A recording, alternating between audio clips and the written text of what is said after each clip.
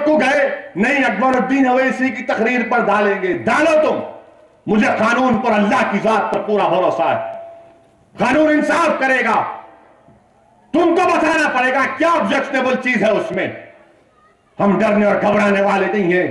तुम जितना रोकोगे उतना और ज्यादा बोलेंगे, तुमको जितनी तकलीफ है उन बातों की और बोलेंगे, मगर कानून हमारे सामने है, दस्तूर के दायरे में रहकर बोलते रहेंगे। मैं तुमको चैलेंज कर रहा हूं, तुम हमारा जबान से छोड़ो, तुम हर एतबार से हमारा मुकाबला नहीं कर सकते, हर एतबार से हमारा मुकाबला नहीं कर सकते। पुलिस कस्टडी आप लिए स्वामी साहब की, हमारा कंप्लेन मीर चौक पीएस में आपने 121 लगाया, हिंदुस्तान से गद्दारी का इल्जाम लगाया, 124 तुमने लगाया, नहीं लगाया तो तुम पैगाम ये दे रहे हो कि आंध्र प्रदेश का हर मुसलमान, तुमने अकबर पर गद्दारी का इल्जाम लगाया तो तुमने पैगाम ये दिया हुकूमत करने वालों कि आंध्र प्रदेश का 80 लाख मुसलमान गद्दार है, इस मुल्क के वफादार नहीं है। क्या अकबर इस कौम का नुमाइंदा नहीं है? क्या अकबर इस गरीब लोगों की नुमाइंदगी नहीं करता? तो किस बुनियाद पर 121 लगाए, 124 लगाए?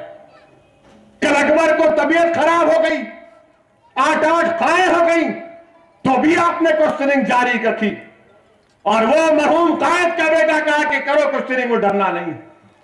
आज सुबह तबीयत खराब हुई तो क्वेश्चन जारी रखेंगे, और तुम्हारे कोई कायद को अगर जरा दर्द हुआ सीने में तो दवाखाने को शिफ्ट करते। मगर याद रखो किरण कुमार रेड्डी, तुम और तुम्हारी हुकूमत जान लो कि हम इस राह में अपने आप को कुर्बान करने को तैयार हैं, हम अपने आप को मिटाने को तैयार हैं, मगर कभी भी इंशाअल्लाह ताला ये अब्दुल वाहिद अवैसी की औलाद कभी अपना सर गुलामों के, इन जालिमों के आगे नहीं झुकाएगी। हम लड़ेंगे तुम्हारे से जमहूरी अंदाज में, हम कानून के दायरे में रहकर लड़ेंगे, मगर अगर तुम ये समझ रहे हो कि तुम्हारे हौसलों को बुलंद करोगे, तुम गलत फहमी में मुब्तला। और तुम्हारा इख्तिदार कितने दिन का है किरण कुमार, तुम्हारा इख्तिदार कितने दिन का है? तुमने गोबरी की आंच को जलाया है, जब ये आंख सिलकती है तो बुझती नहीं है, याद रखो, बुझेगी नहीं। तुमने शुरू किया ना, अब तुम देखो कहां तक जाती है ये केसों में डालना। अब बोल रहे कि यहां से निजामाबाद लेके जाएंगे, लेके जाइए, आपके दूल्हे भाई है उन्होंने, निजामाबाद लेके जाएंगे, निजामाबाद से वहां लेके जाओ भाई, कहां लेके जाते लेके जाओ, मगर तुमको तो घर में बिठाएंगे इंशाअल्लाह, तुमको तो घर में बिठाएंगे। और हम क्या है, हिंदुओं के खिलाफ हैं? कैसा बोल सकते हम हिंदुओं के खिलाफ है? बताओ, कोई एक बात तो बताओ कि हम हिंदुओं के खिलाफ है।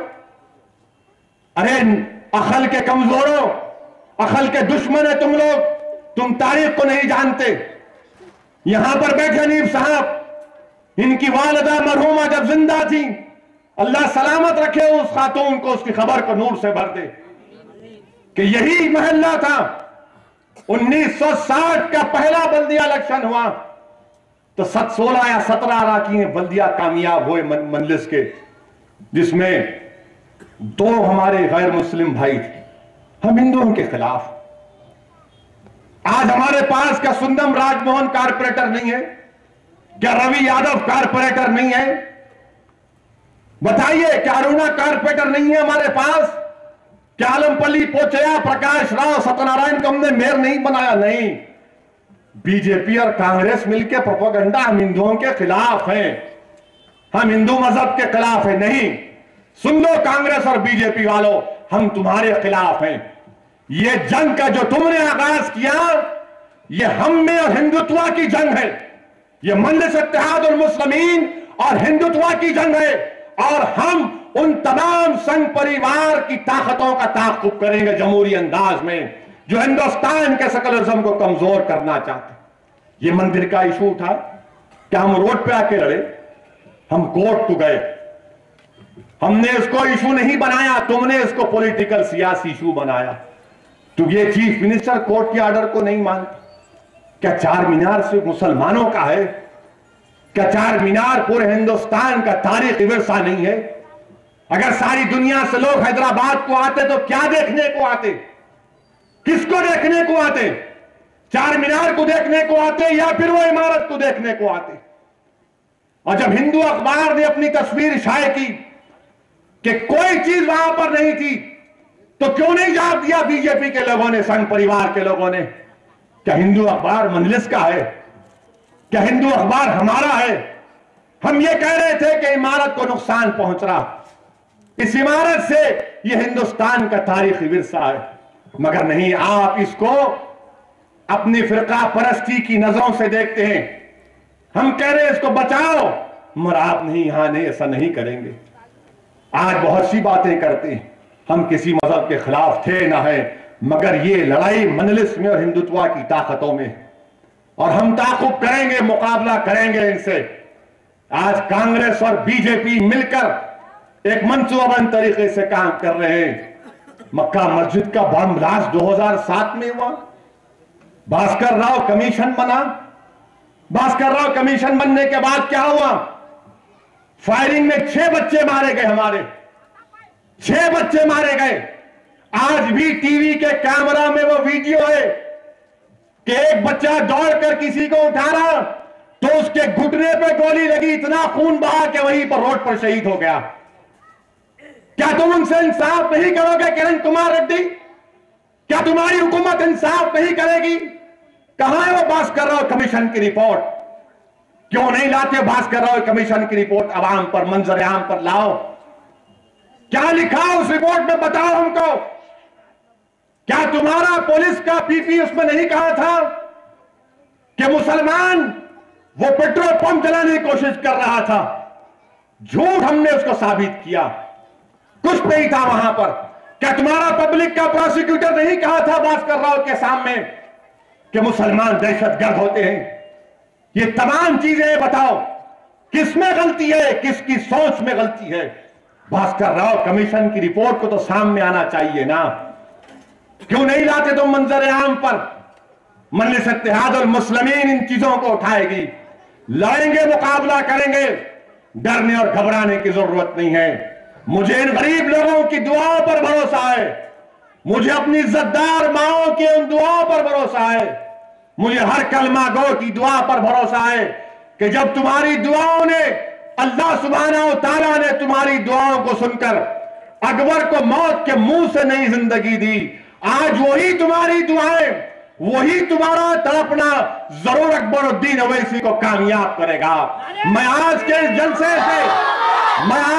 जलसे से और जहां कहीं भी खिताब करूंगा, मैं बोलता रहूंगा कि जो नौजवान आज जिनका दिल तड़प रहा है, जो नौजवान तकलीफ में है, जो हमारी मां और बहनों की आंखों में आंसू है, मैं तुमसे वादा कर रहा हूं, तुम्हारे एक एक आंसू का बदला मैं जमहूरी अंदाज में इन जालिमों से लेकर रहूंगा। हम मुकाबला करेंगे इनका, हम पीछे हटने वाले नहीं है।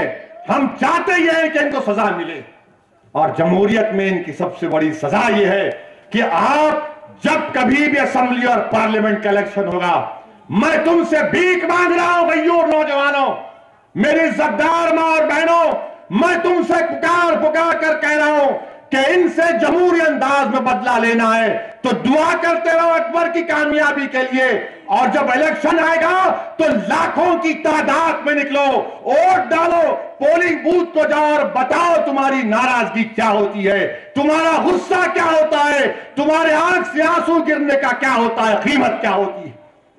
आज कुछ नहीं करते। हमारे बच्चों को पकड़े आप, हमारे साबिका डीसीपी थे अकुल सबरवाल, ट्रांसफर हो गया उनका। उन्होंने जब ये तनाजा चल रहा था ये इस चीज का, तो उन्होंने एक स्वामी जी को पकड़ा, 144 था, उन्होंने गाड़ी में उसको बिठाकर बहरहाल जो कर दर्शन तक करवा दिया। बाद में चीफ मिनिस्टर ने उनकी तौहीन की, एक आईपीएस अफसर से कहा कि तुमने कैसा उसको पकड़ा स्वामी को। चीफ मिनिस्टर साहब आपको इतनी तकलीफ थी तो आप लेके आना था उनको, क्यों पुलिस को बोले आप आ जाना था यहां पे। हम भी देखते आपको, बहुत दिन हो गया नहीं देखते आपको, मगर नहीं, एक डीसीपी की तौहीन करे। मैं नहीं बोलना चाह रहा था, बेचारे यहां पर ड्यूटी कर रहे थे। जब उनसे मैं कहा कैसा हुआ क्या, तो एकदम फोन कट कर दिए। बाद में फिर फोन किया, मतलब ये सही है क्या? तो बोले साहब ये बातें नहीं कर सकता मैं आपसे। मतलब जवाब मिल गया मेरे को, जवाब मिल गया मेरे को, क्योंकि ये चीफ मिनिस्टर ये कहता है कि मैं 15 मिनट वो नरसिम्हा राव के साथ बैठा तो उसको 5 साल का ज्ञान हासिल हुआ। कहते ऐसा कौन सा ज्ञान हासिल हुआ आपको? 15 मिनट में ज्ञान हासिल हो गया आपको, और वो कैसा गया मालूम ना आपको, किधर गया मालूम है आपको? 15 मिनट में इनको ज्ञान हासिल हो गया कहते। और आप इतना ज्ञान हासिल कर लिए कि पूरे उसके जानशीन साबित हो गए। यकीनन इंशाअल्लाह ताला मुझे अल्लाह की जात पर पूरा भरोसा है कि ये जो जुल्म अकबरुद्दीन ओवैसी पर किया जा रहा है, अल्लाह जरूर इसको रायगा जाने नहीं देगा। अल्लाह जरूर मंजिल को कामयाब करेगा। मेरी आपसे दुआ है कि आप दुआ करते रहिए, इल्तिजा है कि दुआ करते रहिए, क्योंकि दुआओं में इतनी तासीर है आप लोगों के कि जरूर वो अल्लाह इन दुआओं को कबूल करेगा। अकबर को कामयाबी हासिल होगी। अकबर ना सिर्फ रिया होगा बल्कि बाइज्जत बरी भी होगा। आज ये हुकूमत कुछ भी कर ले, ये समझ रहे हैं कि यहां से पुलिस कस्टडी में रखेंगे, तबीयत खराब भी हो जाए तो बोलते नहीं जरा ऑरेंज जूस पी लिए तो एसिडिटी हो गई कैसे। अरे एसिडिटी से कोई खाया करता, मगर नहीं, पुलिस वाले नहीं। सुबह में आज खाई होगी तो बोले नहीं ज्यादा पानी पी लिए। अच्छा आप पिलाओ, अब आपको हम पिलाएंगे पानी इंशाल्लाह। अब वक्त आ रहा है पानी पिलाने का। अब ये महीने के आखिर में देखेंगे कौन कितना पानी पीता। फैसला होगा ना आंध्र प्रदेश के मुस्तकबिल का, फैसला होकर रहेगा इंशाअल्लाह ताला। मजलिस इत्तेहादुल मुस्लिमीन बताएगी, और ये कोई नई चीज नहीं है हमारे लिए, ना मजलिस के लिए ना मेरे घर के लिए। मुझे अच्छी तरह आज भी याद है कि मैं और अकबर जब स्कूल को जाते थे तो हमारे स्कूल में हमारे साथी बच्चे हम पर ताना मारते थे कि क्या तुम्हारे बाप को आज गिरफ्तार कर लिए, क्या तुम्हारे वालिद को आज गिरफ्तार कर लिया। हम ये ताने बचपने से सुनते आ रहे हैं, और शायद अल्लाह ने उन चीजों को हमारे कानों से सुना है इसलिए हमने कि अल्लाह चाहता था कि हम तैयार रहे इन 3 चीजों के लिए। अल्हम्दुलिल्लाह मुझे अल्लाह की जात पर पूरा भरोसा है। अजीजान मिल्लत इस्लामिया, इस दीन की सरबुलंदी के लिए तारीख भरी पड़ी है कि हक की कामयाबी के लिए हमारे असलाफ ने बहुत कुर्बानियां दी। मगर नौजवानों, मैं तुमसे कह रहा हूं कि इन कुर्बानियों को याद रखो। अकबर पर जो मसाइब और मुश्किलात के पहाड़ तोड़े जा रहे हैं, इसको भूलो मत। दुआ करते रहो और तैयार रखो अपने आप को। तुमको डरने और घबराने की जरूरत नहीं है, हम तुम्हारे साथ हैं। और सबसे बड़ी चीज क्या है कि अल्लाह हमारे साथ है। अल्लाह हमारे साथ है, उससे बड़ी कोई ताकत ही नहीं है। ये क्या मामूली हुकूमत उस रब्बुल आलमीन के सामने। 121 का मुकदमा हम पर, अरे हम हिंदुस्तान से गद्दारी क्या करेंगे? ये मुल्क हमारा है, इस मुल्क के चप्पे चप्पे पर हमारी निशानियां हैं। जितना फकर तुमको इस मुल्क पर है, उससे ज्यादा फकर हमको है। मगर तुम्हारी नजरों में, तुम्हारी सोच में फितूर है, वो तुम्हारी सोच खराब है। बताइए आप अजीजान मिल्लत, बंबई में आजाद मैदान में गड़बड़ हुई, आसाम की गड़बड़ के एहतजाज हुआ, गड़बड़ हुई, एहतजाज हुआ, गड़बड़ हो गई। पुलिस ने केस बुक करा, गिरफ्तार किया उन लोगों को। उस वक्त मैंने भी मजम्मत की। अब बंबई के पुलिस की मैगजीन में एक सब इंस्पेक्टर पोयम लिखती है, नज़म लिखती है, और क्या कहती है कि मुसलमान सांप हैं, मुसलमान सूअर हैं, इनको मार देना चाहिए था, इनके हाथ काट देना चाहिए था। बताइए, ये तुम्हारी सोच है? और तुम हमको बोलते क्या अपनी तकरीर जल्दबाजी करते? बताओ तुमने क्या एक्शन लिया? क्या तुमने 121 लगाया? क्या तुमने 151 लगाया? क्या तुमने 295 आईपीसी लगाया? नहीं लगाते। अब पुलिस क्या बोल रही वहां पे, नहीं हम आइंदा शुमारे में माफीनामा छाप देंगे।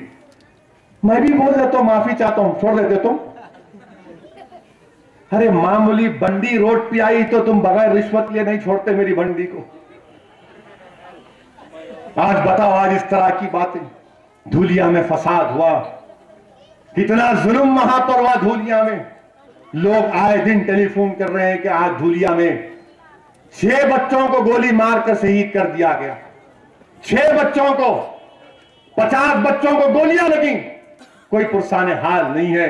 धूलिया के लोग रो रो कर कह रहे हैं, मैं सलाम करता हूं धूलिया के अवाम को, अल्लाह सलामत रखे उनके जज्बे को, कि रो कर कह रहे हैं अपनी दास्तान, और फोन रखने से पहले कह रहे हैं कि बताओ हमारा अकबर कैसा है।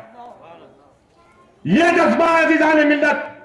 हुकूमत यह चाहती है कि हम गूंगे बन जाएं, हुकूमत यह चाहती है कि हम हक को बयान ना करें, हुकूमत यह चाहती है कि हम गुलामी की बातें करें, हुकूमत यह चाहती है कि नौजवानों में लड़ने का स्पिरिट खत्म होकर रह जाए, तुम जिंदा लाश बन जाओ। नहीं, मजलिस ऐसा होने नहीं देगी। हम लड़ेंगे, कानून के दायरे में रहकर लड़ेंगे, इतना लड़ेंगे कि तुम्हारा गिरबान पकड़कर तुम हम पूछेंगे कि मेरा हक दो मुझको। तुम नाइंसाफी करोगे तो लड़ेंगे, तुम्हारी गोलियों का मुकाबला करेंगे, तुम्हारी जेल की सोबतों को बर्दाश्त करेंगे, मगर जबानों को बंद नहीं करेंगे। इसलिए कि हम गुंगों की नुमाइंदगी नहीं करते, हम जिंदों की नुमाइंदगी करते, हम जिंदों की नुमाइंदगी करते। आज हुकूमत ये चाहती है कि हमारी जबानों को बंद करके रख दिया जाए। क्या लिखा इंडियन एक्सप्रेस अखबार ने? इंडियन एक्सप्रेस अखबार की रिपोर्ट पढ़ी आप, वरना ये लोग बोलेंगे फिर से जज्बाती तकरीर करे, यूट्यूब पे आ गई। ये बड़ा यूट्यूब निकला। एक डिप्टी तहसीलदार है धूलिया के, 33 साल से गवर्नमेंट के मुलाजिम, अब्दुल हलीम अंसारी इनका नाम। इनका बेटा आसिफ अब्दुल हलीम हाफिज कुरान, 30 साल का बेटा इनका, हाफिज 30 साल का बेटा, ये गवर्नमेंट की मुलाजिमत कर रहे और ये कहते हैं कि मेरे बच्चे को गोली मार दी। मैं जब भगा दवाखाने को तो वालिद कह रहा है, 8 जनवरी का इंडियन एक्सप्रेस, जीशान शेख की रिपोर्ट, उनके रिपोर्टर का नाम।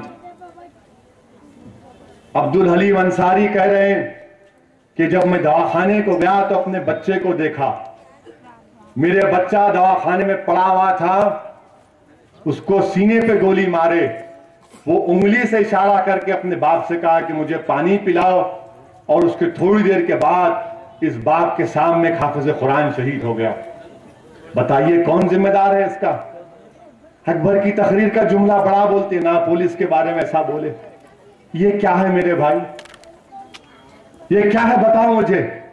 और फिर इसके बाद एक और आदमी का जिक्र उसमें, हाँ अंसारी साहब बोल रहे कि अब मैं कभी गवर्नमेंट की नौकरी नहीं करूंगा, मैं 33 साल वफादारी से काम करा, अब मैं नौकरी नहीं करूंगा ये गवर्नमेंट की जिसने मेरे बच्चे की जान ले ली।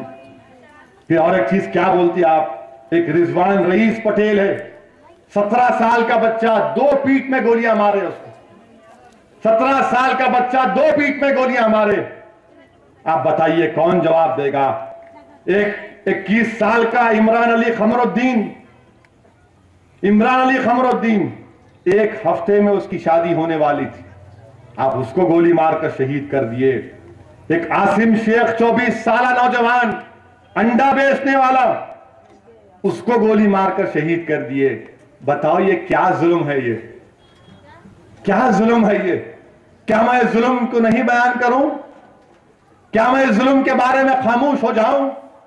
बताओ सरजमीन हैदराबाद के गयूर लोगों, बल्कि मैं तो कहूंगा हिंदुस्तान के मेरे गयूर अवाम, तुम मुझे बताओ क्या हम ये दास्तान बयान करें ना करें? क्या हम जुल्म के बारे में बयान करें या ना करें? क्या हम अपनी जबानों को बंद कर लें मसलहत की नाम पर? क्या हम अपने ईमान को बेच दें? क्या हम अपने आप को बेच दें और जुल्म को सहते रहे और जुल्म को करते रहे? जालिम जुल्म करे, हम खामोश बैठे? बताइए क्या कह रहे हैं लोग, दुनिया के लोग? ये कोई नई दास्तान नहीं है। श्री कृष्णा कमीशन की रिपोर्ट ने भी यही कहा था। कई फसादात की इंक्वायरी कमीशन ने यह बात कही। हम इस जहनियत के खिलाफ हैं। हम हिंदुस्तान के खिलाफ नहीं है, यह मुल्क मेरा है। हम हिंदुओं के खिलाफ नहीं है, हम संघ परिवार के खिलाफ हैं। हम आरएसएस के खिलाफ है और रहेंगे इंशाअल्लाह ताला। हम मुकाबला करेंगे हिंदुत्व की ताकतों का। हमको फख्र है उस बात का कि नहीं, आप जुल्म को बयान नहीं करना। अरे जुल्म को बयान करेंगे, जालिम का पोल खोलेंगे और जमहूरी अंदाज में मुकाबला होगा।